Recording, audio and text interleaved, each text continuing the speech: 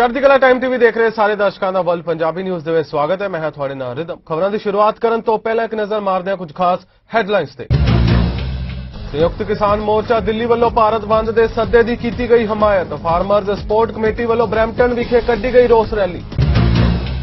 Johnson ਨੇ ਕਿਹਾ ਕਿ ਬ੍ਰਿਟੇਨ 'ਚ ਇੰਧਨ ਸੰਕਟ 'ਚ ਆ ਰਿਹਾ ਹੈ ਸੁਧਾਰ। ਪ੍ਰਧਾਨ ਮੰਤਰੀ ਬੋਰਿਸ ਜੌਨਸਨ ਨੇ ਬ੍ਰਿਟੇਨ ਦੀ ਜਨਤਾ ਨੂੰ ਦਿੱਤਾ ਭਰੋਸਾ। ਟੋਕਨ ਲਈ ਯਾਤਰਾ ਪਾਬੰਦੀ ਨੂੰ ਚੀਨ ਨੇ ਦੱਸਿਆ ਕਾਰਗਰ। ਪਾਬੰਦੀ ਲਗਾਉਣ ਤੋਂ ਇਲਾਵਾ ਕੋਈ ਨਹੀਂ ਹੈ ਬਦਲ। ਤਾਲਿਬਾਨ ਸਰਕਾਰ ਨੇ ਲਿਖੀ ਭਾਰਤ ਨੂੰ ਚਿੱਠੀ। ਭਾਰਤ ਤੋਂ ਉਡਾਨਾਂ ਸ਼ੁਰੂ ਕਰਨ ਦੀ ਕੀਤੀ ਮੰਗ। ਤੇ ਹੁਣ ਖਬਰਾਂ ਵਿਸਥਾਰ ਨਾਲ। ਫਾਰਮਰਜ਼ ਸਪੋਰਟ ਕਮੇਟੀ ਵੱਲੋਂ ਸੰਯੁਕਤ ਕਿਸਾਨ ਮੋਰਚਾ ਦਿੱਲੀ ਵੱਲੋਂ ਦਿੱਤੇ ਗਏ ਭਾਰਤ ਬੰਦ ਦੇ ਸੱਦੇ ਦੀ ਹਮਾਇਤ ਵਿੱਚ ਰੈਲੀ ਕੀਤੀ ਗਈ। ਇਸ ਰੋਸ ਰੈਲੀ ਬਰੈਂਪਟਨ ਦੇ ਓਨਟਾਰੀਓ ਅਤੇ ਸਟੀਲਜ਼ ਦੇ ਇੰਦਰ ਸੈਕਸ਼ਨ ਤੇ ਕੀਤੀ ਗਈ, ਜਿੱਥੇ ਸ਼ੁਰੂਆਤ ਦੌਰਾਨ ਪ੍ਰੋਫੈਸਰ ਜਗੀਰ ਸਿੰਘ ਕਾਲੋ ਕਿਸਾਨੀ ਸੰਘਰਸ਼ ਅਤੇ ਕਾਲੇ ਕਾਨੂੰਨਾਂ ਦੀ ਵਿਆਖਿਆ ਕੀਤੀ ਗਈ, ਜਿਸ ਤੋਂ ਬਾਅਦ ਵੱਖ-ਵੱਖ ਬੁਲਾਰਿਆਂ ਨੇ ਰੈਲੀ ਨੂੰ ਸੰਬੋਧਨ ਕੀਤਾ ਅਤੇ ਕਿਸਾਨੀ ਸੰਘਰਸ਼ ਦੀ ਹਮਾਇਤ ਲਈ ਹੋਕਾ ਦਿੱਤਾ। ਸੜਕ ਤੋਂ ਲੰਘਦੇ ਕਾਰ ਚਾਲਕ ਹਾਰਨ ਵਜਾ ਕੇ ਪ੍ਰਦਰਸ਼ਨਕਾਰੀਆਂ ਦਾ ਹੌਸਲਾ ਵਧਾ ਰਹੇ ਸਨ। ਇਸ ਰੈਲੀ ਨੇ ਇੱਕ ਵਾਰ ਮੁੜ ਸੰਯੁਕਤ ਕਿਸਾਨ ਮੋਰਚੇ ਦੀ ਆਵਾਜ਼ ਕੌਮਾਂਤਰੀ ਮੰਚ ਤੇ ਬੁਲੰਦ ਕੀਤੀ ਹੈ। ਦੋਸਤੋ, ਇਹ ਚੌਂਕ ਆ ਜਿਹੜਾ ਹਾਈਵੇ 10 ਤੇ ਸਟੀਲਸ ਦਾ ਇੰਟਰਸੈਕਸ਼ਨ ਆ। ਇੱਥੇ ਜਦੋਂ ਤੋਂ ਕਿਸਾਨੀ ਸੰਘਰਸ਼ ਸ਼ੁਰੂ ਹੋਇਆ ਉਦੋਂ ਤੋਂ ਹਰ ਵੀਕਐਂਡ ਦੇ ਉੱਤੇ ਰੈਲੀ ਹੁੰਦੀ ਸੀ, ਇਕੱਠ ਹੁੰਦਾ ਸੀ। ਕੋਵਿਡ ਦੇ ਸਮੇਂ ਦੇ ਦੌਰਾਨ ਥੋੜਾ ਬਹੁਤ ਵਿੱਚੋਂ ਦੀ ਇਹ ਬੰਦ ਹੋਇਆ, ਪਰ ਦੁਬਾਰਾ ਫੇਰ ਸ਼ੁਰੂ ਹੈ। ਤੇ ਅੱਜ ਦਾ ਇੱਕ ਖਾਸ ਦਿਨ 27 ਸਤੰਬਰ, ਜਦੋਂ 1 ਸਾਲ ਪਹਿਲਾਂ ਭਾਰਤ ਦੀ ਪਾਰਲੀਮੈਂਟ ਦੇ ਵਿੱਚ 3 ਕਿਸਾਨ ਵਿਰੋਧੀ ਬਿੱਲ ਜਿਹੜੇ ਪਾਸ ਕੀਤੇ ਗਏ ਸੀ ਉਹਨਾਂ ਦੇ ਖਿਲਾਫ ਤੇ ਭਾਰਤ ਬੰਦ ਦੇ ਅੱਜ ਦੇ ਦਿਨ ਦੀ ਹਮਾਇਤ ਦੇ ਵਿੱਚ ਇੱਥੇ ਇਕੱਠ ਹੋਇਆ। ਜਥੇਬੰਦੀਆਂ ਜਿਹੜੀਆਂ ਅਲੱਗ-ਅਲੱਗ ਆਰਗੇਨਾਈਜੇਸ਼ਨਸ ਨੇ ਉਹਨਾਂ ਦੇ ਲੋਕ ਪਹੁੰਚੇ ਨੇ। ਕੋਆਰਡੀਨੇਸ਼ਨ ਕਮੇਟੀ ਬਣੀ ਹੋਈ ਹੈ ਜੀ ਇੱਕ ਅਲੱਗ-ਅਲੱਗ ਆਰਗੇਨਾਈਜੇਸ਼ਨਸ ਦੀ, ਉਹਨਾਂ ਦੇ ਸੱਦੇ ਦੇ ਉੱਤੇ ਇਹ ਇਕੱਠ ਅੱਜ ਹੋਇਆ। ਲੋਕ ਗੁੱਸੇ ਦਾ ਇਜ਼ਹਾਰ ਕਰ ਰਹੇ ਨੇ ਮੋਦੀ ਹਕੂਮਤ ਦੇ ਖਿਲਾਫ, ਤੇ ਨਾਲ ਦੀ ਨਾਲ ਇਹ ਜਿਹੜੇ ਦਿਨ ਨੇ ਸ਼ਹੀਦ ਆਜ਼ਮ ਭਗਤ ਸਿੰਘ ਦਾ ਜਨਮ ਦਿਨ ਆਉਂਦਾ। ਭਾਜੀ ਗੁਰਸ਼ਰਨ ਸਿੰਘ ਇਹਨਾਂ ਦਿਨਾਂ ਦੇ ਵਿੱਚ ਵਿਛੋੜਾ ਪਾ ਕੇ ਗਏ ਸੀ। ਸ਼ਹੀਦ ਆਜ਼ਮ ਭਗਤ ਸਿੰਘ ਕਹਿੰਦੇ ਨੇ ਕਿ ਬੰਦਿਆ, ਸਭ ਤੋਂ ਵੱਡਾ ਸੰਘਰਸ਼ ਆ ਜਿਹੜਾ ਤੂੰ ਆਪਣੇ ਆਪ ਨਾਲ ਲੜ, ਤੂੰ ਇੰਨਾ ਕੁ ਪੜ੍ਹ, ਇੰਨੀ ਕੁ ਕੋਹ ਕਰ ਕਿ ਵਿਰੋਧੀਆਂ ਦੀਆਂ ਦਲੀਲਾਂ ਦਾ ਜਵਾਬ ਦੇ ਸਕੇ। ਮੈਨੂੰ ਲੱਗਦਾ ਹੈ ਕਿ ਭਾਰਤ ਦੇ ਖੇਤੀ ਮੰਤਰੀ ਕਹਿੰਦੇ ਨੇ ਕਿ ਗੱਲਬਾਤ ਦਾ ਰਾਹ ਅਖਤਿਆਰ ਕਰਕੇ ਸਾਨੂੰ ਦੱਸੋ ਤੁਹਾਡੀਆਂ ਸਮੱਸਿਆਵਾਂ ਕੀ ਨੇ। ਇੱਥੇ ਕਿਸੇ ਵੀ ਵਿਅਕਤੀ ਤੋਂ ਪੁੱਛ ਲਓ ਵੀ ਕਿਸਾਨਾਂ ਦੀਆਂ ਕੀ ਸਮੱਸਿਆਵਾਂ ਨੇ, ਇਹਨਾਂ ਬਿੱਲਾਂ ਦੇ ਵਿੱਚ ਕੀ ਕੁਝ ਆ ਤੇ ਕਿਵੇਂ ਉਹ ਕਿਸਾਨ ਵਿਰੋਧੀ ਆ, ਇਹ ਤੁਹਾਨੂੰ ਸਾਰਾ ਕੁਝ ਦੱਸ ਦੇਣਗੇ। ਅਲੱਗ-ਅਲੱਗ ਥਾਵਾਂ ਤੇ ਅਲੱਗ-ਅਲੱਗ ਦੇਸ਼ਾਂ ਦੇ ਵਿੱਚ ਜਿੱਥੇ-ਜਿੱਥੇ ਪੰਜਾਬੀ ਬੈਠੇ ਨੇ ਇਕੱਠ ਹੋ ਰਹੇ ਨੇ, ਲੋਕ ਇਕਜੁੱਟਤਾ ਦਾ ਪ੍ਰਗਟਾਵਾ ਕਰ ਰਹੇ ਨੇ। ਹਾਂਜੀ, ਇਹਦੇ ਵਿੱਚ ਹੈਗੀ ਜੀ ਪ੍ਰਵਾਸੀ pensioner association, alliance of progressive Canadians, homestead club ਤੇ GTA ਵੈਸਟ ਕਲੱਬ ਤੇ ਹੋਰ ਇਹਦੇ ਸਰਵਕਰਨ ਦੀ ਆਵਾਜ਼ ਤੇ ਹੋਰ ਜਿਹੜੀਆਂ 5-7 ਜਿਹੜੀਆਂ ਸਾਡੀਆਂ ਭਰਾਤਰੀ ਜਥੇਬੰਦੀਆਂ ਇਹਦੇ ਵਿੱਚ ਸ਼ਾਮਲ ਹੋਈਆਂ ਨੇ। ਇੰਡੋ ਕੈਨੇਡੀਅਨ ਵਰਕਰ ਐਸੋਸੀਏਸ਼ਨ ਤੋਂ ਸਾਰੇ ਅਸੀਂ ਰਲ ਕੇ ਜਿਹੜਾ ਵਾ ਉਪਰਾਲਾ ਕਰ ਰਹੇ ਹਾਂ। ਜਿਉਂ ਦਾ ਕਿਸਾਨ ਅੰਦੋਲਨ ਚੱਲਿਆ ਵਾ, ਅਸੀਂ ਸਾਰੀਆਂ ਜਥੇਬੰਦੀਆਂ ਇਕਜੁੱਟ ਹੋ ਕੇ ਅਸੀਂ ਇਸ ਕਿਸਾਨ ਅੰਦੋਲਨ ਦੇ ਵਿੱਚ ਕੁੱਦੇ ਹਾਂ। ਤੇ ਅਸੀਂ ਪਿਛਲੇ ਸਮੇਂ ਦੇ ਵਿੱਚ ਤਗੜੇ ਮੁਜ਼ਾਹਰੇ ਵੀ ਕੀਤੇ ਆ, ਕਾਰ ਰੈਲੀਆਂ ਵੀ ਕੀਤੀਆਂ ਵਾ, ਤੇ ਅੱਜ ਫੇਰ ਅਸੀਂ ਡਿਊਰਿੰਗ ਦੀ ਕੋਵਿਡ ਪੀਰੀਅਡ ਵੀ ਅਸੀਂ ਸਾਡੇ ਕੁਝ ਸਾਥੀ ਜਿਹੜੇ ਆ ਜਰਨੈਲ ਸਿੰਘ ਗਿੱਲ ਜਿਹੜੇ ਆ, ਉਹ ਜਦੋਂ ਅਸੀਂ ਹਾਈ ਕਮਿਸ਼ਨ ਦੇ ਵਿੱਚ ਪ੍ਰੋਟੈਸਟ ਕੀਤਾ ਸੀ ਉਸ ਦਿਨ ਤੋਂ ਬਾਅਦ ਕੋਵਿਡ ਦੇ ਸ਼ਿਕਾਰ ਹੋ ਕੇ ਉਹ ਸਾਨੂੰ ਅਲਵਿਦਾ ਵੀ ਕਹਿ ਗਏ ਆ। ਅਸੀਂ ਉਹਨਾਂ ਦੀ ਸ਼ਹਾਦਤ ਨੂੰ ਵੀ ਸਲੂਟ ਕਰਦੇ ਹਾਂ। ਤੇ ਇਹ ਜਿਹੜੇ ਬਿੱਲ ਨੇ, ਜਿਹੜੇ 3 ਬਲੈਕ ਲਾਜ਼ ਆ ਜਿਨ੍ਹਾਂ ਦੇ ਖਿਲਾਫ ਅਸੀਂ ਲੜਾਈ ਲੜ ਰਹੇ ਹਾਂ, ਅੱਜ ਅਸੀਂ ਨਹੀਂ ਲੜਦੇ ਤੇ ਇਹ ਕੋਈ ਜਿੰਨੀ ਅਸੀਂ ਰੋਟੀ ਖਾ ਰਹੇ ਹਾਂ ਸਾਡੇ ਬੱਚਿਆਂ ਦੇ ਢਿੱਡਾਂ ਦੇ ਵਿੱਚੋਂ, ਉਹਨਾਂ ਦੇ ਮੂੰਹ ਦੇ ਵਿੱਚੋਂ ਜਿਹੜੀ ਰੋਟੀ ਜਿਹੜੀ ਖਿੱਚ ਕੇ ਲੈ ਕੇ ਜਾ ਰਹੇ Ambani and Adani, not only Ambani and Adani, ਇਹ ਮਲਟੀਨੈਸ਼ਨਲ ਕਾਰਪੋਰੇਸ਼ਨਸ ਜਿਹੜੀਆਂ ਵਾ ਉਹਨਾਂ ਦੀ ਇੱਕ ਮਿਥਿਆ ਬਿੱਲ ਵਾ ਜਿਹੜੀ ਕਿ ਇਹ ਸਾਡੀ ਫਾਈਨਾਂਸ ਮਿਨਿਸਟਰ ਆ ਇੰਡੋਨੇਸ਼ੀਆ ਦੇ ਵਿੱਚ ਸਾਈਨ ਕਰਕੇ ਆਈ ਹੈ। ਇਹ ਸਾਰਾ ਕੁਝ ਜਿਹੜਾ ਵਾ ਅਮਰੀਕਾ ਦੀ ਸ਼ਹਿਰ ਦੇ ਉੱਤੇ ਸਾਰਾ ਕੁਝ ਹੋ ਰਿਹਾ ਵਾ। ਹਾਂਜੀ, ਅੱਜ ਦਾ ਜਿਹੜਾ ਇਵੈਂਟ ਹੋ ਰਿਹਾ, ਜਿਸ ਤਰ੍ਹਾਂ ਆਪਾਂ ਨੂੰ ਪਤਾ ਕਿ ਆਪਣੇ ਇੰਡੀਆ ਦੇ ਵਿੱਚ ਕਿਸਾਨੀ ਸੰਘਰਸ਼ ਚੱਲ ਰਿਹਾ ਪਿਛਲੇ ਆਲਮੋਸਟ 1 ਸਾਲ ਤੋਂ, ਔਰ ਪਿਛਲੇ 10 ਮਹੀਨੇ ਤੋਂ ਸਾਡੇ ਕਿਸਾਨ ਵੀਰ ਦਿੱਲੀ ਦੇ ਬਾਰਡਰਾਂ ਤੇ ਬੈਠੇ ਨੇ ਤੇ ਉਹਨਾਂ ਨੂੰ ਸਪੋਰਟ ਕਰਨ ਵਾਸਤੇ, ਉਹਨਾਂ ਨੂੰ ਪ੍ਰੋਟੈਸਟ ਦਾ ਨਵਾਂ ਰੰਗ ਦੇਣ ਲਈ ਉਹਨਾਂ ਨੇ ਭਾਰਤ ਬੰਦ ਦਾ ਸੱਦਾ ਦਿੱਤਾ ਸੀ, ਉਸ ਭਾਰਤ ਬੰਦ ਦੇ ਸੱਦੇ ਨੂੰ ਸਪੋਰਟ ਕਰਨ ਵਾਸਤੇ ਅੱਜ ਅਸੀਂ ਇੱਥੇ ਬੈਠੇ ਹਾਂ। ਅਸੀਂ ਲੋਕ ਬੇਸ਼ੱਕ ਆਪਾਂ ਸਾਰੇ ਜੇ ਬਾਹਰ ਬੈਠੇ ਹਾਂ, ਬੇਸ਼ੱਕ ਅਸੀਂ ਸਰੀਰਕ ਤੌਰ ਤੇ ਬਾਹਰ ਬੈਠੇ ਹਾਂ, ਪਰ ਮਾਨਸਿਕ ਤੌਰ ਤੇ ਅਸੀਂ ਹਮੇਸ਼ਾ ਉਸ ਮਿੱਟੀ ਨਾਲ ਜੁੜੇ ਰਹਿੰਦੇ ਹਾਂ ਕਿ ਹਮੇਸ਼ਾ ਅਸੀਂ ਉੱਥੋਂ ਠੰਡੀਆਂ ਹਵਾਵਾਂ ਦੀ ਉਮੀਦ ਕਰਦੇ ਹਾਂ। ਪਰ ਜਦੋਂ ਉੱਥੇ ਕੋਈ ਮਾੜੀ ਘਟਨਾ ਵਾਪਰਦੀ ਉਹਦਾ ਸਾਨੂੰ ਬਹੁਤ ਜ਼ਿਆਦਾ ਦੁੱਖ ਪਹੁੰਚਦਾ। ਹੁਣ ਜੋ ਪਿਛਲੇ 10 ਮਹੀਨੇ ਤੋਂ ਜਾਂ 1 ਸਾਲ ਤੋਂ ਵੱਧ ਦਾ ਸਮਾਂ ਹੋ ਗਿਆ ਜੋ ਸਾਡੇ ਕਾਲੇ ਕਾਨੂੰਨ ਸਾਡੇ ਗਲ ਮੜੇ ਗਏ ਨੇ ਕਿਸਾਨਾਂ ਦੇ, ਉਹਦੇ ਪ੍ਰੋਟੈਸਟ ਲਈ ਅਸੀਂ ਹਮੇਸ਼ਾ ਤਤਪਰ ਰਹਿੰਦੇ ਹਾਂ। ਬਹੁਤ ਜੋਸ਼ੋ ਖਰੋਸ਼ ਨਾਲ ਅਸੀਂ ਉਹ ਲੜਦੇ ਹਾਂ। ਪਰ ਮੈਂ ਇੱਕ ਗੱਲ ਹਮੇਸ਼ਾ ਕਹਿਣਾ ਕਿ ਇਹ ਇਕੱਲੇ ਕਿਸਾਨਾਂ ਦਾ ਸੰਘਰਸ਼ ਨਹੀਂ, ਇਹ ਰੋਟੀ ਦਾ ਸੰਘਰਸ਼ ਆ। ਜੇ ਅੱਜ ਨਾ ਲੜੇ ਤਾਂ ਅਸੀਂ ਭੁੱਖ ਨਾਲ ਮਰ ਜਾਵਾਂਗੇ। ਤੇ ਅੱਜ ਜਿਵੇਂ ਇੰਡੀਆ ਦੇ ਵਿੱਚ ਭਾਰਤ ਬੰਦ ਦਾ ਸੱਦਾ ਦਿੱਤਾ ਗਿਆ ਫਾਰਮਰਸ ਪ੍ਰੋਟੈਸਟ ਵੱਲੋਂ, ਸੋ ਉਹਨੂੰ ਬਹੁਤ ਹੀ ਹੁੰਗਾਰਾ ਮਿਲਿਆ। ਅਸੀਂ ਦੇਖਿਆ ਸੀ ਸਵੇਰੇ ਦੇ ਉੱਠ ਕੇ ਬੜੀਆਂ ਪੋਸਟ ਆਈਆਂ ਨੇ। ਭਾਵੇਂ ਸਰਕਾਰ ਜਿੰਨਾ ਮਰਜ਼ੀ ਕਹੀ ਜਾਏ ਕਿ ਨਹੀਂ ਇਹਨੂੰ ਹੁੰਗਾਰਾ ਮਿਲਿਆ, ਪਰ ਲੋਕਾਂ ਨੇ ਬਹੁਤ ਹੀ ਸਹਿਮਤੀ ਦਿੱਤੀ ਹੈ। ਅਸੀਂ ਵੀ ਅੱਜ ਇੱਥੇ ਇਕੱਠੇ ਹੋਏ ਆ ਤੇ ਅਸੀਂ ਚਾਹਾਂਗੇ ਕਿ ਸਰਕਾਰ ਫਾਰਮਰਸ ਪ੍ਰੋਟੈਸਟ ਨੂੰ ਬੰਦ ਕਰੇ ਤੇ ਇਹਦੇ ਬੰਦ ਕਰਨ ਦਾ ਇੱਕੋ ਹੀ ਤਰੀਕਾ ਹੈ ਕਿ ਸਾਰੀਆਂ ਮੰਗਾਂ ਮੰਨੀਆਂ ਜਾਣ, ਉਹਨਾਂ ਦੀਆਂ ਕਾਲੇ ਕਾਨੂੰਨ ਜਿਹੜੇ ਬਣਾਏ ਗਏ ਨੇ ਉਹ ਰੱਦ ਕੀਤੇ ਜਾਣ। ਹੁਣ 10 ਮਹੀਨੇ ਹੋ ਗਏ ਹੋਏ ਨੇ ਤੇ ਇਹਦੇ ਵਿੱਚ ਬੜੀ ਸਰਕਾਰ ਦੀ ਕਹਿ ਦੋ ਇੰਨੀ ਉਹਨਾਂ ਨੇ ਅਣਗਹਿਲੀ ਦਿਖਾਈ ਹੈ ਕਿ ਫਾਰਮਰਸ ਦੀ ਗੱਲ ਨਹੀਂ ਸੁਣ ਰਹੇ। ਸੋ ਅਸੀਂ ਚਾਹੁੰਦੇ ਹਾਂ ਕਿ ਸਰਕਾਰ ਕਾਲੇ ਕਾਨੂੰਨ ਰੱਦ ਕਰੇ ਤੇ ਜਿਹੜੇ ਕਿਸਾਨ ਵੀਰ ਸਾਡੇ ਸੜਕਾਂ ਤੇ ਬੈਠੇ ਹੋਏ ਨੇ ਘਰਾਂ ਨੂੰ ਜਾਣ ਤੇ ਆਪਣੇ ਕੰਮਕਾਰ ਕਰਨ, ਕਿਉਂਕਿ ਜੇ ਕਿਸਾਨੀ ਨਹੀਂ, ਜਿਵੇਂ ਸਾਰੇ ਕਹਿੰਦੇ ਨੇ ਨੋ ਫਾਰਮਰਸ ਨੋ ਫੂਡ, ਤੇ ਆਪਾਂ ਜਿਹੜਾ ਕਿਸਾਨ ਹੈ ਉਹਦੇ ਹਮਾਇਤ ਵਿੱਚ ਭਾਰਤ ਬੰਦ ਦਾ ਜਿਹੜਾ ਸੱਦਾ ਦਿੱਤਾ ਉਹਦਾ ਅਸੀਂ ਪੁਰਜੋਰ ਪੂਰੇ ਤਰੀਕੇ ਦੇ ਨਾਲ ਹਮਾਇਤ ਕਰਦੇ ਹਾਂ ਤੇ ਸਮਰਥਨ ਕਰਦੇ ਹਾਂ। ਗੁਰੂ ਨਾਨਕ ਕਮਿਊਨਿਟੀ ਸਰਵਿਸਿਜ਼ ਫਾਊਂਡੇਸ਼ਨ ਵੱਲੋਂ ਹਰ ਸਾਲ ਦੀ ਤਰ੍ਹਾਂ 22ਵੀਂ ਗੁਰੂ ਨਾਨਕ ਕਾਰ ਰੈਲੀ ਦਾ ਆਯੋਜਨ ਮਿਸੀਸਾਗਾ ਦੀ ਪੌਲ ਕਾਫੀ ਪਾਰਕ ਵਿਖੇ ਕੀਤਾ ਗਿਆ। ਚੇਅਰਮੈਨ ਮੇਜਰ ਸਿੰਘ ਨਾਗਰਾ ਨੇ ਜਾਣਕਾਰੀ ਦਿੱਤੀ ਕਿ ਇਸ ਸਾਲ ਦੀ ਰੈਲੀ ਸਾਰੇ ਫਰੰਟਲਾਈਨ ਵਰਕਰਜ਼ ਨੂੰ ਸਮਰਪਿਤ ਸੀ। ਮਹਾਮਾਰੀ ਦੌਰਾਨ ਵੱਖ-ਵੱਖ ਖੇਤਰਾਂ ਵਿੱਚ ਕੰਮ ਕਰਨ ਵਾਲੇ ਸਾਰੇ ਲੋਕਾਂ ਨੂੰ ਫਰੰਟਲਾਈਨ ਹੀਰੋ ਅਵਾਰਡ ਵੀ ਪ੍ਰਦਾਨ ਕੀਤੇ ਗਏ। ਇਸ ਰੈਲੀ ਵਿੱਚ ਤਕਨੀਕੀ ਸਹਿਯੋਗ ਟੋਰਾਂਟੋ ਆਟੋ ਸਪੋਰਟਸ ਕਲੱਬ ਵੱਲੋਂ ਕੀਤਾ ਗਿਆ।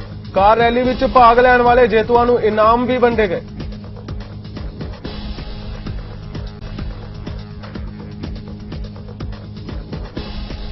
ਗੁਰੂ Nanak community services foundation of Canada ਵੱਲੋਂ ਹਰ ਸਾਲ ਦੀ ਤਰ੍ਹਾਂ ਇਸ ਸਾਲ ਵੀ ਜਿਹੜੀ ਇਹ 22ਵੀਂ ਗੁਰੂ ਨਾਨਕ ਕਾਰ ਰੈਲੀ ਕਰਵਾਈ ਜਾ ਰਹੀ ਹੈ ਔਰ ਇਸ ਦਾ ਆਯੋਜਨ ਜਿਹੜਾ ਜੀ ਇਸ ਵਾਰੀ ਖਾਸ ਤੌਰ ਦੇ ਉੱਤੇ ਅਸੀਂ ਸਮਰਪਣ ਕੀਤਾ ਹੈ ਉਹਨਾਂ ਫਰੰਟ ਲਾਈਨ ਵਰਕਰਸ ਨੂੰ ਜਿਨ੍ਹਾਂ ਨੇ ਕੋਵਿਡ ਦੀ ਮਹਾਮਾਰੀ ਦੇ ਦੌਰਾਨ ਲੋਕ ਭਲਾਈ ਦੇ ਵਿੱਚ ਆਪਣੀ ਜਾਨ ਦੀ ਪਰਵਾਹ ਨਾ ਕਰਦੇ ਹੋਏ ਪੂਰੀ ਮਿਹਨਤ ਦੇ ਨਾਲ ਔਰ ਪੂਰੀ ਸ਼ਿੱਦਤ ਦੇ ਨਾਲ ਜਿੱਥੇ ਤੁਹਾਡੇ ਘਰਾਂ ਦੇ ਵਿੱਚ ਤੁਹਾਡੀ ਪਲੇਟ ਦੇ ਵਿੱਚ ਫੂਡ ਪਹੁੰਚਾਇਆ ਹੈ, ਉੱਥੇ ਨਾਲ ਦੀ ਨਾਲ ਤੁਹਾਨੂੰ ਸਿਹਤ ਕਰਮੀਆਂ ਵੱਲੋਂ ਜਿਹੜਾ ਹੈ ਜੀ ਉਹ ਤੁਹਾਡੀ ਸਿਹਤ ਦਾ ਸੰਭਾਲ ਕਰਕੇ ਤੁਹਾਨੂੰ ਵੈਕਸੀਨੇਸ਼ਨ ਔਰ ਤੁਹਾਨੂੰ ਹੋਰ ਦਵਾਈਆਂ ਜਾਂ ਬਿਮਾਰੀ ਦੇ ਸਮੇਂ ਸੰਭਾਲਿਆ ਗਿਆ।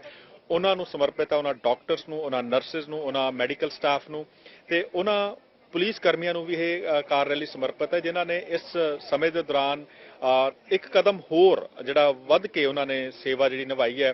ਔਰ ਟਰੱਕਰਸ ਜਿਹੜੇ ਸਾਡੇ ਭਰਾ ਨੇ ਉਹਨਾਂ ਵੱਲੋਂ ਜਿਵੇਂ ਕਿ ਮੈਂ ਦੱਸ ਚੁੱਕਾ ਕਿ ਸਾਰੇ ਕੰਟਰੀ ਦੇ ਇੱਕ ਹਿੱਸੇ ਤੋਂ ਦੂਜੇ ਹਿੱਸੇ ਜਿੱਥੇ ਗਰੋਸਰੀਜ਼ ਆਈਟਮਸ ਔਰ ਹੋਰ ਫੂਡ ਆਈਟਮ ਦੇ ਨਾਲ ਨਾਲ ਤੁਹਾਡੀਆਂ ਰੋਜ਼ਾਨਾ ਲੋੜ ਦੀਆਂ ਚੀਜ਼ਾਂ ਪਹੁੰਚਾਈਆਂ ਨੇ, ਉਹਨਾਂ ਨੂੰ ਇਹ ਸਮਰਪਿਤ ਅਸੀਂ ਗੁਰੂ ਨਾਨਕ ਕਾਰ ਰੈਲੀ ਇਸ ਵਾਰੀ ਆਯੋਜਨ ਇਸ ਦਾ ਕੀਤਾ ਗਿਆ। ਉਹਨਾਂ ਅਨਸੰਗ ਹੀਰੋਜ਼ ਨੂੰ, ਉਹਨਾਂ ਲੋਕਾਂ ਨੂੰ ਜਿਹੜੇ ਲੋਕ ਜਿਨ੍ਹਾਂ ਨੂੰ ਅਸੀਂ ਸ਼ਾਇਦ ਉਹਨਾਂ ਦੇ ਨਾਂ ਨਹੀਂ ਜਾਣਦੇ ਪਰ ਉਹਨਾਂ ਦੇ ਕਰਕੇ ਸਾਨੂੰ ਜਿਹੜਾ ਜੀ ਇਹ ਜਿਹੜੇ ਇੱਕ ਜੀਵਨ ਦਾਨ ਜਿਹੜਾ ਜੀ ਇਸ ਮਹਾਮਾਰੀ ਦੇ ਦੌਰਾਨ ਉਹਨਾਂ ਨੇ ਦਿੱਤਾ ਹੈ। ਸੋ ਇਹ ਇੱਕ ਗੁਰੂ ਨਾਨਕ ਕਾਰ ਰੈਲੀ ਇਸ ਵਾਰੀ 22ਵੀਂ ਗੁਰੂ ਨਾਨਕ ਕਾਰ ਰੈਲੀ ਕਰਵਾਉਣ ਦਾ ਸਾਡਾ ਮਕਸਦ ਸੀ ਔਰ ਇਸ ਸੰਸਥਾ ਦੇ ਨਾਲ ਜਿਵੇਂ ਕਿ 23 ਸਾਲਾਂ ਤੋਂ ਇਹ ਸੰਸਥਾ ਹੋਣ ਦੇ ਵਿੱਚ ਹੈ ਤੇ ਇਹਦੇ ਨਾਲ ਸਾਡੇ ਬਹੁਤ ਸਾਰਾ ਭਾਈਚਾਰਾ ਸਾਡੇ ਨਾਲ ਜੁੜਿਆ। ਏਜਡ ਕੈਨੇਡੀਅਨ ਟਰੱਕਰਸ ਐਸੋਸੀਏਸ਼ਨ ਦੇ ਅਸੀਂ ਬੜੇ ਧੰਨਵਾਦੀ ਹਾਂ। ਇਸ ਦੇ ਨਾਲ ਸਹਾਇਤਾ ਆਰਗੇਨਾਈਜੇਸ਼ਨ ਜਿਹੜੀ ਹੈ ਕਿ ਦੇਸ਼ ਵਿਦੇਸ਼ ਦੇ ਵਿੱਚ ਜਿਹੜੀ ਕੰਮ ਕਰਦੀ ਹੈ ਔਰ ਅਸੀਸ ਫਾਊਂਡੇਸ਼ਨ ਦੇ ਬੱਚੇ ਜਿਹੜੇ ਹਨ ਜੀ ਉਹ ਸਾਡੇ ਨਾਲ ਇਸ ਵਾਰੀ ਸਾਡੇ ਨਾਲ ਹਿੱਸਾ ਉਹਨਾਂ ਨੇ ਪਾਇਆ ਹੈ ਤੇ ਇਸ ਦੇ ਨਾਲ ਲੰਗਰ ਦੀ ਸੇਵਾ ਜਿਹੜੀ ਹੈ ਜੀ ਉਹ ਗੁਰੂ ਨਾਨਕ ਲੰਗਰ ਸੇਵਾ ਸੁਸਾਇਟੀ ਟੋਰਾਂਟੋ ਵੱਲੋਂ ਹਰ ਸਾਲ ਦੀ ਤਰ੍ਹਾਂ ਸਾਡੇ ਨਾਲ ਮੋਢਾ ਡਾਇਆ ਗਿਆ ਤੇ ਬਹੁਤ ਸਾਰੇ ਬਿਜ਼ਨਸਮੈਨ ਭਰਾ ਜਿਨ੍ਹਾਂ ਨੇ ਸਪਾਂਸਰਸ਼ਿਪ ਜਾਂ ਜਿਨ੍ਹਾਂ ਨੇ ਇਸ ਯੱਗ ਦੇ ਵਿੱਚ ਜਿਹੜਾ ਜੀ ਆਪਣਾ ਯੋਗਦਾਨ ਪਾ ਕੇ ਇਸ ਰੈਲੀ ਦੇ ਆਯੋਜਨ ਦੇ ਵਿੱਚ ਮਾਇਕ ਮਦਦ ਜਾਂ ਉੱਦਾਂ ਸਾਡੇ ਨਾਲ ਆ ਕੇ ਖੜੇ ਨੇ। ਤੇ ਅਜਿਹੀ ਇੱਕ ਸੰਸਥਾ ਜਿਹੜੀ ਹੈ ਜੀ ਉਹ ਹੈ ਸਾਡੇ ਨਾਲ ਜਿਹੜੀ ਵਰਲਡ ਪੰਜਾਬੀ ਕਾਨਫਰੰਸ ਉਸ ਦੇ ਵੱਲੋਂ ਉਹਨਾਂ ਦੇ ਜਿਹੜੇ ਅਹੁਦੇਦਾਰ ਨੇ ਗਿਆਨ ਸਿੰਘ ਕੰਗ ਜੀ ਅਤੇ ਕਿੰਗ ਬ੍ਰਦਰਸ ਜਿਹੜੇ ਹਨ ਜੀ ਉਹ ਸਾਡੇ ਦਰਮਿਆਨ ਆਏ ਨੇ। ਸੋ ਉਹਨਾਂ ਦੇ ਵੀ ਅਸੀਂ ਬਹੁਤ ਜ਼ਿਆਦਾ ਮਸ਼ਕੂਰ ਹਾਂ। ਤੇ ਇਹ ਮੈਂ ਆਪਣੇ ਤੁਹਾਡੇ ਦਰਸ਼ਕਾਂ ਨੂੰ ਦੱਸਣਾ ਚਾਹਾਂਗਾ ਕਿ ਗੁਰੂ ਨਾਨਕ ਕਾਰ ਰੈਲੀ ਜਿਹੜੀ ਹੈ ਜੀ ਇਹਦੇ 'ਚ ਇੱਕ ਅਹਿਮ ਰੋਲ ਜਿਹੜਾ ਭੂਮਿਕਾ ਹੁੰਦੀ ਹੈ ਜੀ ਉਹ ਹੁੰਦੀ ਹੈ ਟੋਰਾਂਟੋ ਆਟੋ ਸਪੋਰਟਸ ਕਲੱਬ ਦੀ, ਜਿਹੜੀ ਕਿ ਇੱਕ 1950ਵਿਆਂ ਦੇ ਵਿੱਚ ਹੋਣ ਦੇ ਵਿੱਚ ਆਇਆ ਇੱਕ ਕਾਰਾਂ ਦੇ ਦੌੜਾਂ ਜਾਂ ਕਾਰਾਂ ਦੀਆਂ ਰੇਸਾਂ ਦੇ ਨਾਲ ਸੰਬੰਧਿਤ ਕਲੱਬ ਹੈ, ਜਿਹੜਾ ਕਿ ਟੈਕਨੀਕਲ ਸਪੋਰਟ ਸਾਨੂੰ ਦਿੰਦਾ ਆ ਰਿਹਾ ਪਿਛਲੇ 22-23 ਸਾਲਾਂ ਤੋਂ। ਸੋ ਉਹ ਇਸ ਰੈਲੀ ਦੇ ਵਿੱਚ ਸਾਡੇ ਟੈਕਨੀਕਲ ਪਾਰਟਨਰ ਦੇ ਤੌਰ ਤੇ ਰੌਬ, ਉਹਨਾਂ ਦੇ ਪ੍ਰੈਜ਼ੀਡੈਂਟ ਸਾਡੇ ਨਾਲ ਆਏ ਨੇ ਮਿਸਟਰ ਰੌਬ। ਸੋ ਉਹਨਾਂ ਦਾ ਵੀ ਅਸੀਂ ਬਹੁਤ ਬਹੁਤ ਧੰਨਵਾਦੀ ਹਾਂ, ਔਰ ਸਾਰੇ ਭਾਈਚਾਰੇ ਦਾ ਜਿਨ੍ਹਾਂ ਨੇ ਕੋਵਿਡ ਦੇ ਇਸ ਦੌਰਾਨ ਵੀ ਜਿਹੜਾ ਜੀ ਸ਼ਮੂਲੀਅਤ ਕਰਕੇ ਇਸ ਕਾਰ ਰੈਲੀ ਨੂੰ ਸਫਲ ਬਣਾਇਆ। ਸੋ ਕਾਰ ਰੈਲੀ ਔਰ ਗੁਰੂ ਨਾਨਕ ਫਾਊਂਡੇਸ਼ਨ ਵੱਲੋਂ ਪਿਛਲੇ ਸਮੇਂ ਦੇ ਦੌਰਾਨ ਬਹੁਤ ਸਾਰਾ ਫੰਡ ਰੇਜ਼ ਜਿਹੜਾ ਹਸਪੀਟਲਸ ਲਈ ਅਤੇ ਅਜਿਹੀਆਂ ਜਿਹੜੀਆਂ ਲੋਕ ਭਲਾਈ ਦੇ ਕੰਮਾਂ ਦੇ ਲਈ ਕੀਤਾ ਗਿਆ, ਜਿਸ ਦਾ ਕਿ ਤਕਰੀਬਨ 1.5 ਤੋਂ 2 ਮਿਲੀਅਨ ਡਾਲਰ ਦੇ ਕਰੀਬ ਅਸੀਂ ਪਿਛਲੇ 23 ਸਾਲਾਂ 'ਚ ਫੰਡ ਰੇਜ਼ ਕਰਕੇ ਡਿਫਰੈਂਟ ਆਰਗੇਨਾਈਜੇਸ਼ਨ ਨੂੰ ਦਿੱਤਾ ਹੈ, ਜਿਨ੍ਹਾਂ 'ਚ ਬਰੈਂਪਟਨ ਸਿਵਿਕ ਹਸਪੀਟਲ ਸ਼ਾਮਿਲ ਹੈ, ਟੋਰਾਂਟੋ ਦਾ ਸੇਕਰਡ ਹਸਪੀਟਲ, ਕ੍ਰੈਟ ਵੈਲੀ ਹਸਪੀਟਲ, ਇਟੋਬੀਕੋ ਜਨਰਲ ਹਸਪੀਟਲ ਅਤੇ ਜਾਰਜਟਾਊਨ ਔਰ ਸਾਰੇ ਜਿਹੜੇ ਵਿਲੀਅਮ ਹੌਸਲਰ ਦੇ ਹਸਪੀਟਲ ਨੇ ਉਹਨਾਂ ਲਈ। ਅਸੀਂ ਜੀ ਸਹਾਇਤਾ ਫਾਊਂਡੇਸ਼ਨ ਆ ਸਾਡੀ, ਅਸੀਂ ਅਮਰੀਕਾ, ਕੈਨੇਡਾ ਤੇ ਇੰਡੀਆ ਦੇ ਵਿੱਚ ਅਸੀਂ ਇਕੱਠੇ ਕੰਮ ਕਰਦੇ ਹਾਂ। ਇੰਡੀਆ ਦੇ ਮੋਸਟਲੀ ਅਸੀਂ ਗਰਾਊਂਡ ਲੈਵਲ ਤੇ ਕੰਮ ਕਰਦੇ ਹਾਂ, ਇੱਥੋਂ ਅਸੀਂ ਫੰਡ ਇਕੱਠੇ ਕਰਦੇ ਹਾਂ। ਤੇ ਵੈਸੇ ਸਾਡੀ ਕੋਸ਼ਿਸ਼ ਹੁੰਦੀ ਹੈ ਕੈਨੇਡਾ ਦੇ ਵਿੱਚ ਇੱਥੇ ਜਿੱਥੇ ਵੀ ਕਿਤੇ ਕੋਈ ਚੰਗਾ ਕੰਮ ਹੋਵੇ ਜਾਂ ਕਮਿਊਨਿਟੀ ਲਈ ਹੋਵੇ ਉਹਦੇ ਲਈ ਅਸੀਂ ਪਾਰਟਿਸਿਪੇਟ ਜ਼ਰੂਰ ਕਰਦੇ ਹਾਂ। ਮੈਨੂੰ ਵੀ ਨਾਗਰਾ ਸਾਹਿਬ ਦੀ ਕਾਲ ਆਈ ਸੀ ਕਿ ਇੱਦਾਂ ਅਸੀਂ ਗੁਰੂ ਨਾਨਕ ਕਾਰ ਰੈਲੀ ਕਰ ਰਹੇ ਹਾਂ, ਵੀ ਤੁਸੀਂ ਸਹਾਇਤਾ ਵੱਲੋਂ ਸਾਡੇ ਨਾਲ ਆਓ ਰਲੋ। ਤੇ ਸਾਨੂੰ ਵੀ ਚੰਗਾ ਲੱਗਿਆ ਵੀ ਇੱਕ ਨੋਬਲ ਕਾਜ਼ ਹੈਗਾ, ਵੀ ਸ਼ੁੱਡ ਸਪੋਰਟ ਦਿਸ ਕਾਜ਼। ਤੇ ਅਸੀਂ ਫਿਰ ਇਹਦੇ ਲਈ ਆਪਣੀ ਸਹਾਇਤਾ ਵੱਲੋਂ ਇੱਥੇ ਪਹੁੰਚੇ ਹਾਂ। ਤੇ ਸਾਨੂੰ ਬਹੁਤ ਚੰਗਾ ਲੱਗਿਆ ਕਿਉਂਕਿ ਸਾਡਾ ਫਰਜ਼ ਬਣਦਾ ਇਸ ਪੈਂਡੈਮਿਕ ਦੇ ਦੌਰਾਨ ਜਿਹੜੇ ਵੀ ਲੋਕਾਂ ਨੇ ਵਧੀਆ ਕੰਮ ਕੀਤਾ ਜਾਂ ਉਹਨਾਂ ਨੂੰ ਐਪਰੀਸ਼ੀਏਟ ਕਰਨ ਲਈ ਆਪਾਂ ਇਕੱਠੇ ਹੋ ਕੇ ਅਸੀਂ ਹਸਪੀਟਲ ਦੀ ਹੈਲਪ ਵੀ ਕਰ ਰਹੇ ਹਾਂ। ਜਿਹੜੇ ਕਿ ਫੰਡ ਇਕੱਠੇ ਹੋਣੇ ਸਾਰੇ ਬਰੈਂਪਟਨ ਹਸਪੀਟਲ ਨੂੰ ਜਾਣੇ ਜੀ। I'm Rob McCauley. I'm the president of the Toronto Autosport Club, and we've been working with the Guru Nanak Foundation for over 20 years. We do, as a club, we do rallies, ice racing, road racing, time attack, and social events as well. So because we love rallies so much, we want to try to encourage other people to get in to do rallies. And this is a great way to do it, to get these guys out doing, having fun at a rally. And hopefully if they enjoy it, they can come out and do some more rallies with us as a club. These guys have been great. Like I said, over 20 years we've been working together. They've had us up to the hospitals when they've presented checks and gotten recognition back from the hospitals for fundraising. They do this every year, rain or shine, and it's always great. Good food, fun people to talk to at the session. I got to say though, I think there's more people here having a party than there were running the rally. So people are out for a good time. We had 8 cars plus a ceremonial police car at the start. So that's in COVID times, that's not too bad. I think in the past we've had maybe 12, maybe a few more cars, but now COVID's, people are getting vaccinated, which is great, and we're doing this outdoors, so there shouldn't be anything to be afraid of for COVID. But it's the first year back, and hopefully things will pick up going forward. ਇਨਾਮੀ ਪੌਲ ਵੱਲੋਂ green party ਆਗੂ ਵਜੋਂ ਆਪਣੇ ਅਹੁਦੇ ਤੋਂ ਅਸਤੀਫਾ ਦਿੱਤਾ ਜਾ ਰਿਹਾ ਹੈ। ਪਿੱਛੇ ਜੇ ਹੋਈਆਂ ਫੈਡਰਲ ਚੋਣਾਂ ਵਿੱਚ ਹਾਰਨ ਤੋਂ ਬਾਅਦ ਇਨਾਮੀ ਨੇ ਇਹ ਫੈਸਲਾ ਕੀਤਾ ਹੈ। ਟੋਰਾਂਟੋ ਸੈਂਟਰ ਹਲਕੇ ਤੋਂ ਆਪਣੀ ਹੀ ਸੀਟ ਜਿੱਤਣ ਵਿੱਚ ਅਸਫਲ ਹੋਣ ਤੋਂ ਬਾਅਦ ਇਨਾਮੀ ਪੌਲ ਵੱਲੋਂ ਇਹ ਫੈਸਲਾ ਲਿਆ ਗਿਆ ਹੈ। ਇਹਨਾਂ ਚੋਣਾਂ ਵਿੱਚ ਗ੍ਰੀਨ ਪਾਰਟੀ ਦੇ ਹਿੱਸੇ ਸਿਰਫ 2 ਹੀ ਸੀਟਾਂ ਆਈਆਂ ਨੇ। Over the, we had a long election, not a long election, but we just finished the election.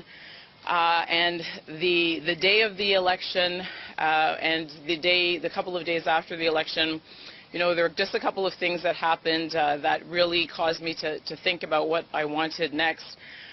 On the day of the election itself in the morning, the only email that I received from our council, from the president of our council, was an email calling for an emergency meeting to launch a leadership review. And then on Saturday night, only a few days after the election, there was an announcement sent to all of the members, including myself, that a leadership review had been launched. And when I received those 2 things, at the time that I received them, I just asked myself whether this is something that I wanted to continue, whether I was willing to continue to put up with the attacks I knew would be coming, whether to continue to have to fight and struggle just to fulfill my democratically elected role as leader of this party, and I just don't have the heart for it.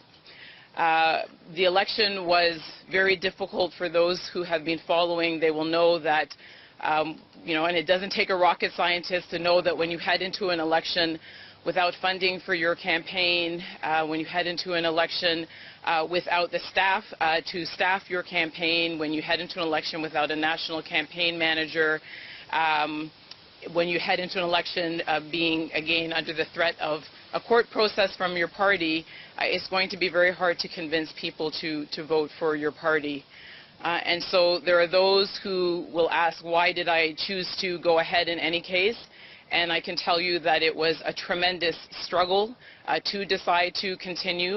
I knew that we were likely not going to do well, and I knew that as the leader, even without those tools that I needed. Toronto public health ਦਾ ਕਹਿਣਾ ਹੈ ਕਿ ਉਹ 5 ਤੋਂ 11 ਸਾਲ ਤੱਕ ਦੇ ਬੱਚਿਆਂ ਨੂੰ ਕੋਵਿਡ-19 ਵੈਕਸੀਨੇਟ ਕਰਨ ਦੀ ਤਿਆਰੀ ਕਰ ਰਹੇ ਨੇ। TPH ਦਾ ਕਹਿਣਾ ਹੈ ਕਿ ਇਹ ਹੈਲਥ ਕੈਨੇਡਾ ਦੀ ਮਨਜ਼ੂਰੀ ਅਤੇ ਓਨਟਾਰੀਓ ਦੇ ਸਿਹਤ ਮੰਤਰਾਲੇ ਵੱਲੋਂ ਇਸ ਉਮਰ ਵਰਗ ਦੇ ਬੱਚਿਆਂ ਲਈ ਹਾਸਲ ਹੋਣ ਵਾਲੀ ਵੈਕਸੀਨ ਉੱਤੇ ਹੀ ਨਿਰਭਰ ਕਰਦਾ ਹੈ। Fight against the rules that we already have that are encouraging people to be vaccinated. If you choose not to, fine, but other people do choose to. The vast majority of people have chosen to be vaccinated. We now have over 85% of our adults, people aged 12 and over, who have received their first vaccination. We want to get it up to 90% because we know that is really important to protect everyone in Ontario. The health and well-being of the people of Ontario is our government's top priority. And so if you don't want to receive the vaccine, fine, but a peaceful protest is fine, but angry confrontations where people can be hurt is not all right. It's not okay. Well, we'll continue giving the advice to people that we always have, which is the best way to protect your own health and well-being, that of your family, your loved ones, your community, is to be vaccinated. We have safe and effective vaccines in Ontario that have been thousands, millions of people have already had them. We're going to continue to ask people to be vaccinated. We do have our vaccination certificate now that is required to go into many places, to restaurants, to fitness studios and other locations. So we're going to encourage people to please be vaccinated. That's the best way to protect yourself and the people that you care about. Well, we're going to take a look at anything that is going to protect people, including young people. We know that the take-up of 12 to 17-year-olds has been very good with respect to receiving the vaccines. Now we're waiting for finalization on whether the Pfizer vaccine in particular can be used for children aged 5 to 11. That is something that is important. We want to have as many people vaccinated as is safe and possible. So we are continuing to look at ways that we can continue with that, and that is one of the ways we're looking at. Canada ਦੇ ਵਿਦੇਸ਼ ਮੰਤਰੀ mark ਗਾਰਨੀਓ ਨੇ UN ਵਿੱਚ ਚੀਨ ਵੱਲੋਂ ਰਿਹਾ ਕੀਤੇ 2 Canadian ਨਾਗਰਿਕਾਂ ਦੇ ਮੁੱਦੇ ਤੇ ਗੱਲਬਾਤ ਕੀਤੀ। ਇਸ ਮਾਮਲੇ ਤੇ ਉਹਨਾਂ ਕੈਨੇਡਾ ਦਾ ਅੰਤਰਰਾਸ਼ਟਰੀ ਸਮਰਥਨ ਕਰਨ ਵਾਲਿਆਂ ਦਾ ਧੰਨਵਾਦ ਕੀਤਾ ਅਤੇ ਨਾਲ ਹੀ ਗਾਰਨੀਓ ਨੇ 40,000 ਅਫਗਾਨਾਂ ਦੀ ਕੈਨੇਡਾ ਵਿੱਚ ਨਾਗਰਿਕਤਾ ਲਈ ਵਚਨਬੱਧਤਾ ਵੀ ਪ੍ਰਗਟਾਈ। Days ago we welcomed back to Canada Michael Kovrig and Michael Spavor, who were imprisoned by the Chinese government after Canada applied both Canadian and international law in response to a request for extradition of a Chinese citizen. Canada observed the rule of law, and 2 Canadian citizens paid a heavy price for this commitment. We did so as a matter of principle, and we are proud of the courage of our 2 citizens, the good faith and resilience of their families, and the determination and creativity of our diplomats. We continue to oppose the way these 2 citizens were treated. And on that, I want to recognize the support of our many international partners in standing with these Canadian citizens, as well as those who helped in developing and signing the Declaration on Arbitrary Detention in State-to-State Relations. Our solidarity in defense of human rights and international law is an important signal. We must continue to stand together, united in our shared determination to defend our values and principles. There is a reason respect for human rights is one of the 3 pillars of the United Nations. Canada will never forget this experience and this lesson. We shall continue to press for an end to arbitrary detention wherever and however it occurs. Now faced with a heart-wrenching situation in Afghanistan, Canadians have once again shown their openness to those who do not wish to live under the Taliban rule, but prefer to stand up for democracy, human rights and gender equality. House of Commons ਦੇ orientation programme ਦੇ ਮੁੱਢਲੇ ਪੜਾਅ ਵਿੱਚ ਹਿੱਸਾ ਲੈਣ ਤੋਂ ਬਾਅਦ ਨਵੇਂ ਚੁਣੇ ਗਏ ਐਮਪੀਜ਼ ਨੂੰ ਇਸ ਗੱਲ ਦਾ ਅੰਦਾਜ਼ਾ ਹੋਇਆ ਕਿ ਉਹਨਾਂ ਦੀਆਂ ਭੂਮਿਕਾਵਾਂ ਕੀ ਹੋਣਗੀਆਂ। ਹਾਊਸ ਆਫ ਕਾਮਨਸ ਲਈ ਚੁਣੇ ਗਏ 52 ਨਵੇਂ ਮੈਂਬਰਾਂ ਵਿੱਚੋਂ 10 ਜਾਣ ਪਹਿਚਾਣ ਵਾਲੇ ਸੈਸ਼ਨ ਵਿੱਚ ਹਿੱਸਾ ਲੈਣ ਲਈ ਪਾਰਲੀਮੈਂਟ ਹਿੱਲ ਪਹੁੰਚੇ। ਇੱਥੇ ਉਹਨਾਂ ਨੇ ਆਪਣੇ ਜ਼ਰੂਰੀ ਕਾਗਜ਼ਾਤ ਭਰੇ, ਆਪਣੀਆਂ ਸਰਕਾਰੀ ਡਿਵਾਈਡੀਜ਼ ਕਾਇਮ ਕੀਤੀਆਂ ਤੇ ਇਹ ਸਮਝਿਆ ਕਿ ਉਹਨਾਂ ਦੇ ਕੰਮਕਾਜ ਦਾ ਕਿਹੜੀਆਂ ਗੱਲਾਂ ਹਿੱਸਾ ਰਹਿਣਗੀਆਂ। Has just defeated his 3rd Conservative leader in a row. He brought forward a progressive agenda to Canadians, and he was given the trust of Canadians to run this minority government. So I think the caucus has confidence in him, the country has confidence in him, and he will lead a very stable minority government, which I expect to last 2 to 3 years. This next government. So. I think no worries about that. The one thing I would just add to Kate's thing with Mr. O'Toole is he very quickly potentially faces a confidence vote in his caucus. There's something called the Reform Act, which was passed by brought in by Michael Chong. Yeah. And if 20% of a caucus vote to have a leadership review, then there is a secret ballot. And so there's a mechanism there that he has a very immediate and urgent issue that he has to deal with within his own party. Increasing those ridings that aren't exactly bastions of NDP support and developing that activist base, developing those candidates and campaigns. And what we've seen across the country in almost every province and territory is overarchingly new Democrat vote going up, and the other parties can't exactly say that. We also spent a lot of time developing candidates that weren't just your usual suspects, your sort of old white guy club, so to speak. You know, that includes more than 50% women, people from the LGBTQ community, Indigenous leaders, including Blake Desjardins, that, many observers were saying, New Democrat can't win in Edmonton-Grougeback. Let me tell you, they can, and they did. So, yes, I would have liked to have seen more seats. Davenport was a heartbreaker at 165 votes, but there's a lot more people on the ground, a lot more excitement to come. British Columbia ਵਿੱਚ ਰਿਹਾਇਸ਼ੀ school ਤਰਾਸਦੀ ਦਾ ਸ਼ਿਕਾਰ ਮੂਲ ਨਿਵਾਸੀ ਭਾਈਚਾਰੇ ਦੀ ਮਾਨਸਿਕ ਤੇ ਸਰੀਰਕ ਸਿਹਤ ਲਈ $1.5 ਮਿਲੀਅਨ ਦੀ ਰਾਸ਼ੀ ਮੁਹੱਈਆ ਕਰਵਾਏ ਜਾਣ ਦਾ ਐਲਾਨ ਕੀਤਾ ਗਿਆ ਹੈ। ਇਹ ਵਿੱਤੀ ਸਹਾਇਤਾ ਉਹਨਾਂ $12 ਮਿਲੀਅਨ ਦਾ ਹਿੱਸਾ ਹੈ ਜੋ ਜੂਨ ਦੇ ਵਿੱਚ ਐਲਾਨੇ ਗਏ ਸਨ।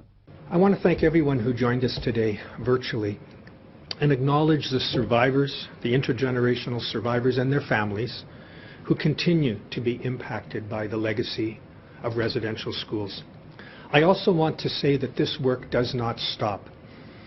Communities across British Columbia are doing the difficult but essential work to find answers for the generations of families that attended residential schools in this province. And I know, and you know, that there's much more work to be done, and there'll be many more difficult days ahead. We often talk about the history of residential schools, but survivors and their families and communities know it's not history. The impacts continue to this very day. So respectfully, the province stands with residential school survivors, their families, and the communities who've been impacted by these recent events. But one of the things that the province, all of us, can do is make sure supports are in place for those who need them. We've heard from Indigenous service providers that they have seen a dramatic increase in demand for mental health and wellness supports. In June, our province announced $12 million for BC's Residential School Response Fund. And we've now allocated $1.5 million of that for Indigenous service providers to address the urgent needs for culturally safe and trauma-informed supports. The added funding will strengthen existing mental health and wellness and cultural support services across the province. And it will provide resources for ongoing engagement and supports for survivors, intergenerational survivors, and communities affected. With this funding, the Indian Residential Schools Survivor Society will enhance its 24/7 cultural support line. ਇੱਕ ਵਾਰੀ ਮੁੜ Canadian Bharat ਲਈ air Canada ਦੀਆਂ flights book ਕਰ ਸਕਣਗੇ। Canada ਤੋਂ ਦਿੱਲੀ ਅਤੇ ਦਿੱਲੀ ਤੋਂ ਕੈਨੇਡਾ ਲਈ ਨਾਨ ਸਟਾਪ ਉਡਾਨਾਂ ਸ਼ੁਰੂ ਕਰ ਦਿੱਤੀਆਂ ਗਈਆਂ ਨੇ। ਪਿੱਛੇ ਜੇ ਸਰਕਾਰ ਨੇ ਭਾਰਤ ਲਈ 에ਅਰ ਟਰੈਵਲਰ ਉੱਤੇ ਲਾਈਆਂ ਗਈਆਂ ਪਾਬੰਦੀਆਂ ਹਟਾ ਦਿੱਤੀਆਂ ਸਨ। ਇਹ ਪਾਬੰਦੀਆਂ ਕੋਵਿਡ-19 ਮਹਾਮਾਰੀ ਕਾਰਨ ਲਗਾਈਆਂ ਗਈਆਂ ਸਨ। ਭਾਰਤ ਤੋਂ ਕੈਨੇਡਾ ਆਉਣ ਵਾਲੀਆਂ ਸਿੱਧੀਆਂ ਫਲਾਈਟਸ ਲਈ ਕੁਝ ਵਾਧੂ ਸੇਫਟੀ ਮਾਪਦੰਡ ਅਪਣਾਉਣ ਦੀ ਹਦਾਇਤ ਦਿੱਤੀ ਗਈ ਹੈ। ਇਹ ਮਾਪਦੰਡ ਕੁਝ ਇਸ ਤਰ੍ਹਾਂ ਹੋਣਗੇ।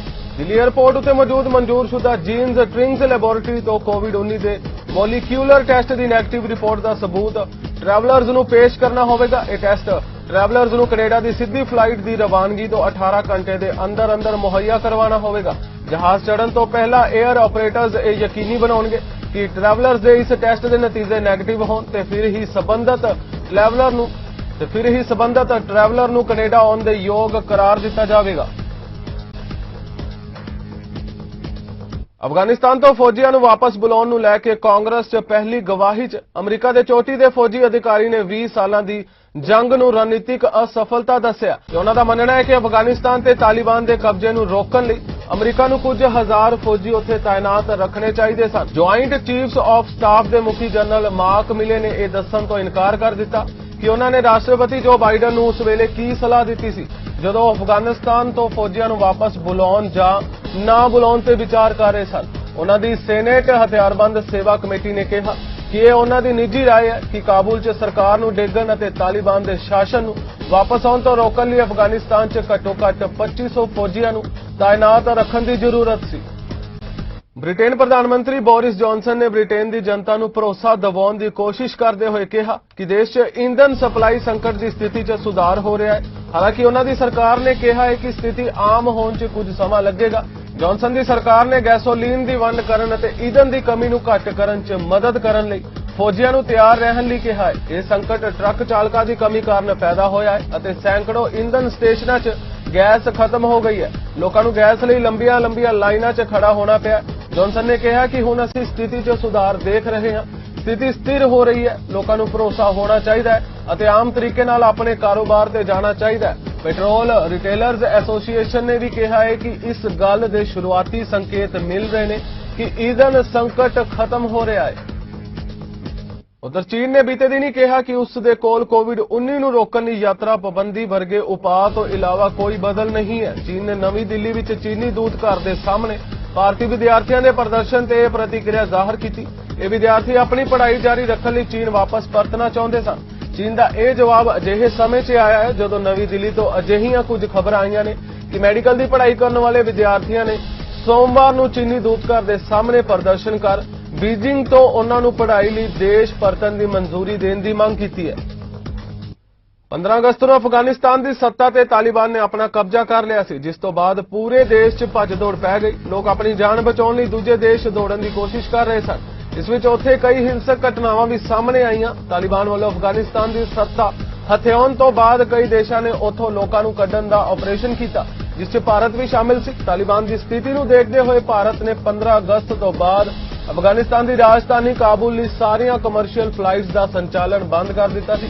ਉੱਥੇ ਹੀ ਹੁਣ ਖਬਰ ਆ ਰਹੀ ਹੈ ਕਿ ਤਾਲਿਬਾਨ ਸਰਕਾਰ ਇਸਲਾਮਿਕ ਅਮੀਰਾਤ ਨੇ DGCA ਨੂੰ ਲਿਖੀ ਚਿੱਠੀ ਲਿਖ ਕੇ ਫਿਰ ਤੋਂ ਜਹਾਜ਼ ਸੇਵਾ ਸ਼ੁਰੂ ਕਰਨ ਦੀ ਮੰਗ ਕੀਤੀ ਹੈ। ਫਿਲਹਾਲ ਵਰਲਡ ਪੰਜਾਬੀ ਨਿਊਜ਼ ਦੇ ਇਸ ਬੁਲੇਟਿਨ ਵਿੱਚ ਇੰਨਾ ਹੀ। ਹੋਰ ਤਾਜ਼ਾ ਖਬਰਾਂ ਲਈ ਤੁਸੀਂ ਜੁੜੇ ਰਹੋ ਚੜ੍ਹਦੀ ਕਲਾ ਟਾਈਮ TV ਦੇ ਨਾਲ। ਮੈਨੂੰ ਦਿਓ ਆਗਿਆ। ਧੰਨਵਾਦ।